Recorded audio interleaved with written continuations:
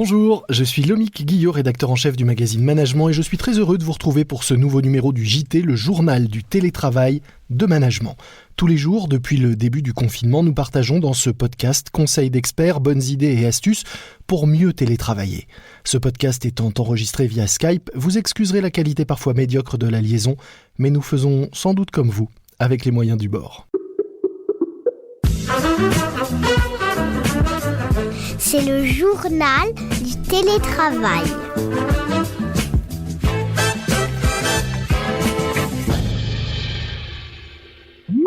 Aujourd'hui, nous allons parler de télétravail et de cybersécurité, car pendant le confinement, les cyberattaques continuent et s'accélèrent même parfois, comme nous allons le voir avec notre invité du jour.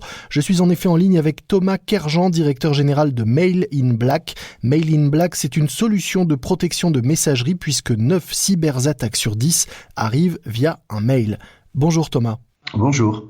Alors pour commencer, avez-vous effectivement observé une recrudescence des tentatives de piratage ou hameçonnage par mail depuis le début du confinement ? Complètement. En fait, depuis le début du confinement, le télétravail, le travail à domicile a été mis un petit peu en marche forcée pour environ sur 12 millions de Français éligibles à travailler à domicile, un peu plus d'8 millions doivent l'être et l'ont été pour au moins un tiers dans l'urgence. Ce qu'on observe très concrètement, c'est associé à ça une explosion des communications par email et des communications instantanées et des visioconférences. Pour vous donner un point de repère, les moteurs d'intelligence artificielle de Mail in Black normalement traitent environ 3,5 millions d'emails par mois pour une ETI ou un hôpital. Et là, on observe une recrudescence de 50% depuis le début de la semaine. Et il faut bien comprendre qu'associé à ça, en général, 1% de ces emails sont chargés de phishing ou de ransomware, donc environ 25 000, et que cette proportion est en augmentation également. Et quel type d'attaque est-ce qu'on voit arriver en ce moment ? 3 types d'attaques, très concrètement, donc les ransomware. La ville de Martigues, la ville d'Istres, la ville de Marseille ont été paralysées avant le premier tour des élections. Alors pour ceux qui ne connaissent pas bien, les ransomware, ce sont des logiciels malveillants qui bloquent votre ordinateur et ne se débloquent qu'en échange du versement d'une rançon, c'est ça ? C'est exactement ça. Vous recevez un email qui exécute un programme, qui met en œuvre un programme sur votre ordinateur personnel et qui peut le répandre sur d'autres ordinateurs, voire sur les serveurs de l'entreprise, et qui gèle totalement tout le système d'information en demandant une contribution pour restituer, donc pour donner une clé qui va vous permettre de réactiver l'accès à vos documents. Donc le ransomware ou le rançongiciel est en explosion en ce moment et c'est sans aucune vergogne, sans aucun répit des hackers pour les hôpitaux qui sont également concernés. Croyez-le ou non, ça se passe. On a un CH qui a été attaqué ce matin.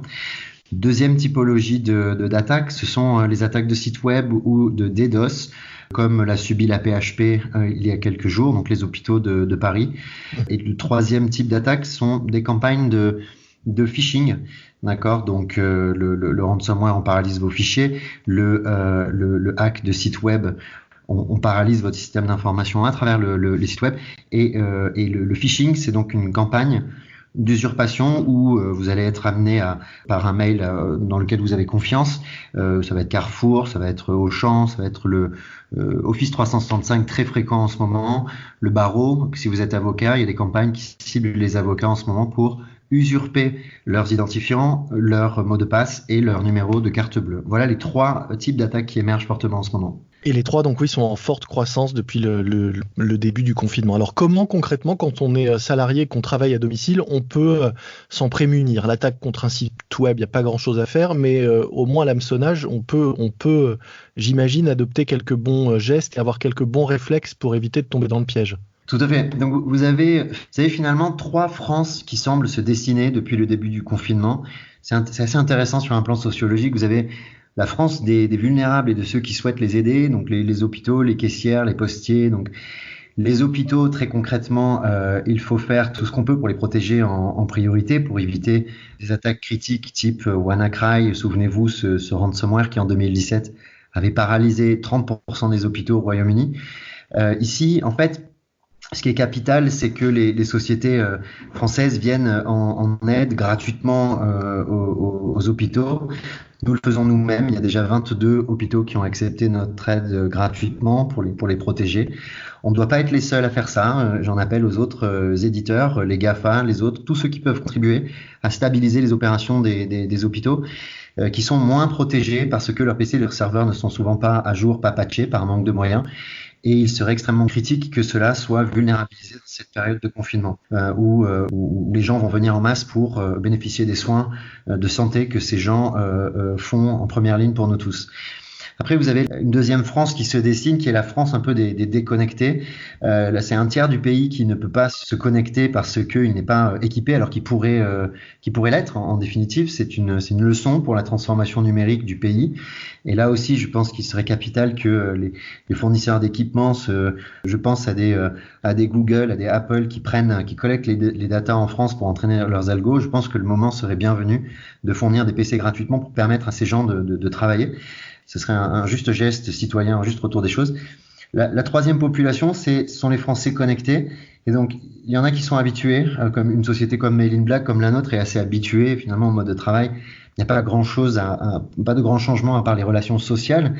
Mais il y a quand même, après, tous les gens qui sont connectés malgré eux, qui ne sont pas formés, qui ne sont pas sereins, qui sont vulnérables face aux attaques. Des milliers de DSI ont fait un travail remarquable en France pour mettre en place des VPN, des réseaux de protection de messagerie.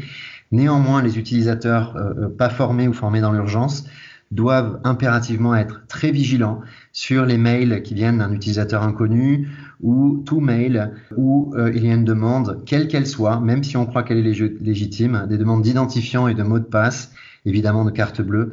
Les utilisateurs doivent impérativement refuser, passer un coup de fil pour vérifier si la demande est légitime, pour s'assurer qu'il n'y a pas de problème.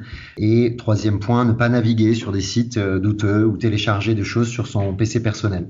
Voilà les 3 points qui me semblent importants au titre des utilisateurs. Le facteur humain reste un facteur de faille aujourd'hui important ou plus tant que ça? C'est le principal facteur de faille en fait, le facteur humain. Dans les hôpitaux, les utilisateurs sont mal formés. Dans les ETI, les grands groupes, les utilisateurs ont tendance à être plus sensibilisés aux cyberattaques. Dans le reste des secteurs économiques français, secteur public, le niveau de sensibilisation est faible et encore faible et reste vraiment en proie aux hackers. Aujourd'hui, la grande majorité des failles de phishing viennent de l'utilisateur. Et donc, quel que soit le niveau de sécurité que les DSI vont mettre en œuvre, et ils le font très bien en général, la couche d'éducation reste absolument impérative et d'autant plus dans cette période. Est-ce que vous auriez quelques conseils pratiques à donner à ceux qui nous écoutent et qui sont en ce moment en télétravail chez eux avec leur ordinateur soit personnel, soit professionnel, vraiment des basiques à adopter pour s'assurer de travailler en sécurité, que ces documents sont en sécurité, qu'on a une connexion Wi-Fi sécurisée? C'est quoi les 5 conseils basiques à appliquer là dès maintenant? Concernant la connexion, il y a une connexion Wi-Fi à un ordinateur professionnel. Donc le Wi-Fi est le même que d'habitude. Ce qui importe, c'est de se connecter à travers le VPN, le réseau privé d'entreprise, quand les utilisateurs accèdent aux ressources de l'entreprise. Voilà, ça c'est vraiment quelque chose qui est très important, c'est-à-dire pour éviter toute fuite de données venant de l'entreprise et encadrer finalement l'accès aux documents. Les documents peuvent être stockés sur les serveurs de l'entreprise ou dans des clouds publics qui sont tout à fait sûrs, dans lesquels ils peuvent faire leur sauvegarde. Voilà. Donc il y a un deuxième point qui est intéressant, c'est effectivement d'être très vigilant sur les communications, qui viennent de l'extérieur, de gens qu'on peut connaître ou pas connaître. Il y a énormément de techniques très subtiles utilisées aujourd'hui sur le phishing. Vous remplacez par exemple le Carrefour, vous ne l'écrivez qu'avec un R, ou ça s'appelle du typo squatting typiquement. Donc le deuxième point, c'est vraiment d'être très vigilant sur les communications externes à l'entreprise, voire même internes et suspectes, sans être paranoïaque bien sûr, mais veiller absolument à ne pas donner de données personnelles. Le troisième point qui est important, c'est que si vous êtes hacké, si vous subissez un ransomware ou un phishing, la toute première mesure à faire pour un phishing, par exemple, si vos identifiants mots de passe ont été usurpés, c'est d'immédiatement changer vos mots de passe. Immédiatement changer les mots de passe de messagerie et de connexion à votre ordinateur, puis de prévenir votre banque si vous avez communiqué des données bancaires, ou votre DSI si vous pensez qu'il y a eu une intrusion dans le système d'information. Voilà, donc ça, ce sont un peu le troisième conseil a posteriori. Si ça arrive, pas de panique, assurez-vous simplement que l'attaque ne se répande pas au reste du système d'information. Et puis peut-être le quatrième point en télétravail, c'est de veiller, vous savez, là on parle de protection du système d'information, des communications. Il faut aussi veiller finalement au droit à la déconnexion. Faut veiller à des temps de repos. J'entends quantité d'histoires en ce moment sur de harcèlement, de demandes de code vestimentaire, d'horaires imposés, de surveillance de présence. Je pense que cette mise en place de télétravail doit être l'occasion pour nous tous d'être bienveillants et de profiter de l'occasion pour mettre en place de nouvelles pratiques. Les gens sont en travail avec leurs enfants à domicile, sans contact humain comme d'habitude, ce qui n'est pas simple. Il faut impérativement veiller à ce qu'ils soient bien, à ce qu'ils apprennent cette nouvelle pratique de manière positive, parce que ça rendra leur entreprise plus forte au sortir de la crise. Deux questions annexes, mais en lien avec la sécurité et la cybersécurité. On a parlé beaucoup d'ordinateurs. Peut-être rappeler que tous ces conseils s'appliquent également aux smartphones. Beaucoup de salariés et de travailleurs consultent leurs mails, notamment sur les smartphones. Tous ces conseils s'y appliquent évidemment, et les tentatives sont aussi nombreuses via ces appareils que via les ordinateurs. Tout à fait, l'exemple du mail reste complètement valide, mais effectivement, les mesures à prendre côté smartphone sont exactement les mêmes que ceux de l'usage d'un PC, d'un Mac que vous utilisez en consultation ou en dialogue de mail ou de conférences virtuelles par exemple. Avec aussi peut-être une vigilance accrue sur les applis qu'on peut télécharger et qui sont pour certaines rapidement malveillantes. Tout à fait, il y a eu un cas d'application malveillante, une application Android qui proposait de suivre en temps réel, de géolocaliser les citoyens porteurs de coronavirus. Donc c'était un fake qui a été téléchargé, qui était en fait un ransomware. Donc effectivement, il faut être vigilant d'une manière générale sur tout téléchargement venant de sites de jeux ou autres dans cette période, parce que les hackers connaissent très bien le procédé pour vous faire installer des malwares pendant cette période-là, dans cette forme-là. Voilà. Et est-ce que vous pouvez nous redire un mot sur ce que vous avez décidé de mettre en place pour les hôpitaux et peut-être voir comment d'autres pourraient rejoindre ce mouvement et contribuer à améliorer la sécurité de ces établissements qui en ont extrêmement besoin en ce moment? Pour tous les hôpitaux de France, toutes les CH, les cliniques, toutes les organisations EHPAD sursollicitées pendant cette période et à qui nous pouvons apporter à notre humble niveau une protection au moins du système d'information. Ça ne remplacera pas les masques à oxygène et le matériel qui manque cruellement aux services de santé. Nous proposons donc gratuitement la protection des communications, sans aucune condition, sans aucun engagement de la part des hôpitaux. 22 ont déjà accepté depuis le lancement de notre proposition qui a été relayée généreusement par French Tech et par un grand nombre de médias. Et donc, il ne faut absolument pas que les hôpitaux, en priorité numéro 1, n'hésitent pas à nous écrire on est joignable très facilement depuis notre plateforme madeinblack.com pour réagir et déployer en quelques heures une solution de protection et leur éviter, au moins à notre niveau, une perturbation des opérations informatiques qui peuvent être nuisibles pour un hôpital. Très bien, nous mettrons le lien dans les notes de cet épisode pour ceux qui veulent aller voir et en savoir plus. Merci à la fois sur cette offre et plus généralement sur vos solutions. Merci à vous et bon télétravail. À vous également, bonne journée, au revoir, prenez soin de vous.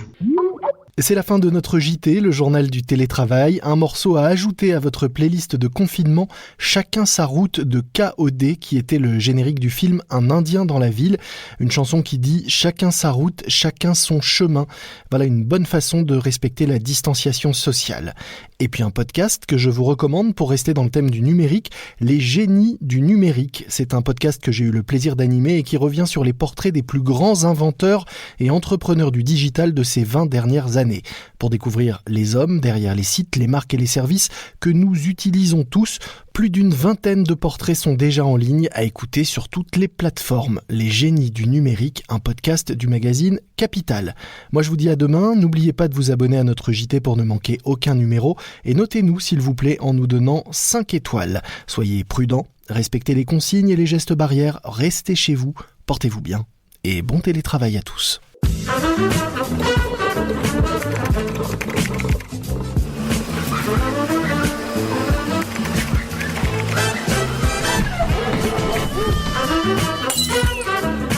C'est le journal du télétravail.